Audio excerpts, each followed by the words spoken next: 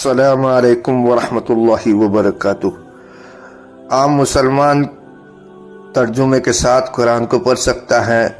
یہ اس کا دوسرا باغ ہے، پارٹ 2 ہے۔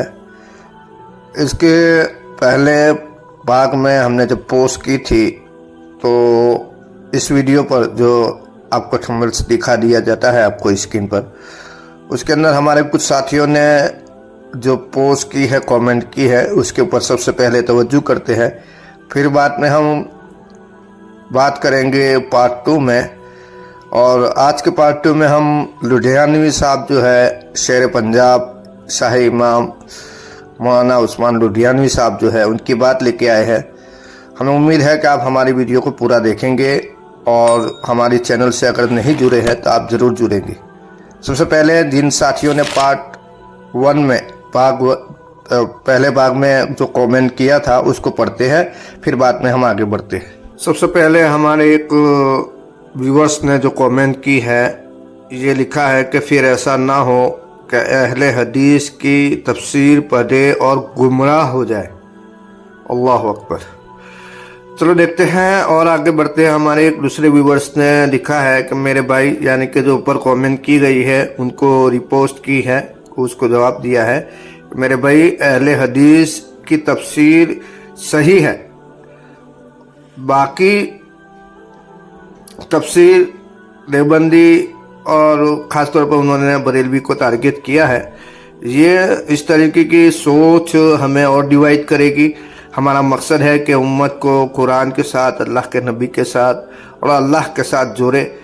ہمیں ایسے ہی کامنٹ کرنے سے، ایسی سوچ کو سوشل میڈیا میں رکھنے سے اپنے آپ کو پرہیز کرنا چاہیے اور بچنا چاہیے۔ آگے بڑھتے ہیں ہم دوسری پہلو پر۔ ہمارا یہ تیسری جو کامنٹ کا وشے ہے، کون منع کرتا ہے پڑھنے کو، یعنی کہ قرآن کو ترجمے سے پڑھنے کو کون منع کرتے ہیں؟ ان کا یہ کہنا ہے ہمارے ویورز کا، مگر اس میں جس کی تفسیر پڑھنا ہو وہ علماء سے پوچھ کر پڑھے۔ تو اس کا تو بہت ایک چرچا کا الگ گفتگو نکل جائے گا۔ علماء کرام ہی نے تفسیر اور ترجمے کے ساتھ الگ الگ لینگویج میں، الگ الگ بھاشاؤں میں ترجمے کی ٹرانسلیشن کیا ہے عربی سے۔ تو یہ علماء کی ماتحتی میں ہی لوگ جو قرآن کی طرف آنا چاہتے ہیں، قرآن کو سمجھنا چاہتے ہیں، وہ پڑھتے ہیں۔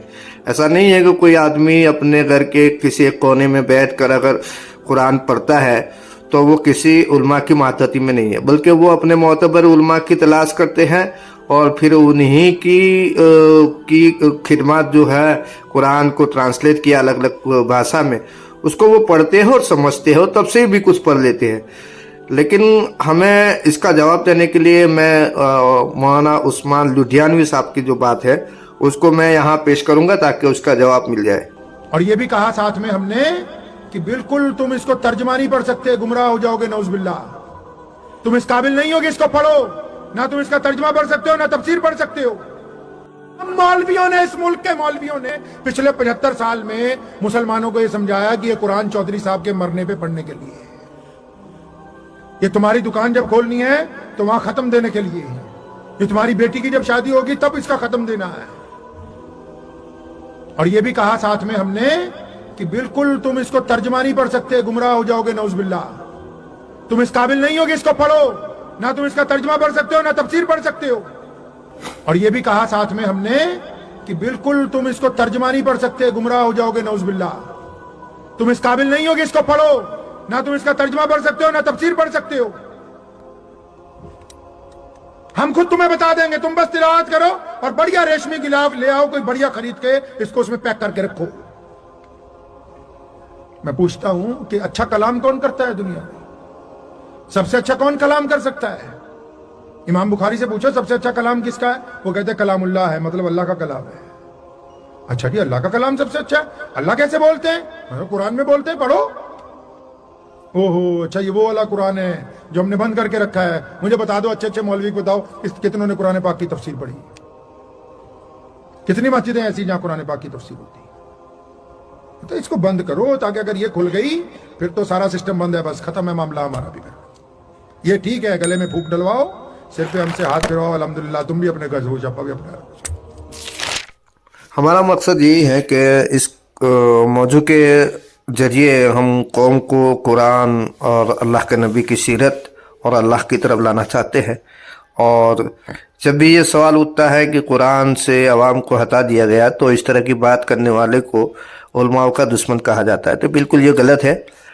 और जो लोग रुझान रखते हैं दीन की तरफ, दीन की बातों की तरफ, और इस पर यकीन रखते हैं, तकवा रखते हैं, वही लोग इस पर सवाल उठाते हैं। और इस तरह की सोच से बचना चाहिए कि अवाम जब आवाज़ उठाए किसी बात की तो उलमाए किराम जो वाकई में आलिम है और जानकार है तो उनको चाहिए कि उनकी बातों को गहराई से समझे।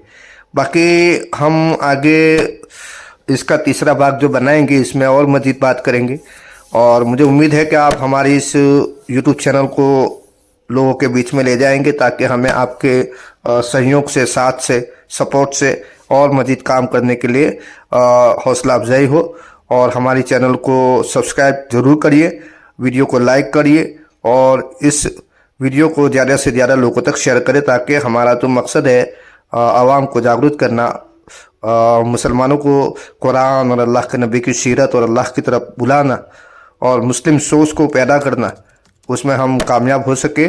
और इसमें आप अपना भी हिस्सा लगाइए। अल्लाह हाफिज़। अस्सलाम वालेकुम वरहमतुल्लाहि वबरकातुहू। मुस्लिम हूँ, मैं फिरका परस्ती, जातिवाद, शख्सियत परस्ती, नस्बवाद, इन सारी बीमारियों से मैं अपने आप को बरी करता हूँ, मुक्त करता हूँ।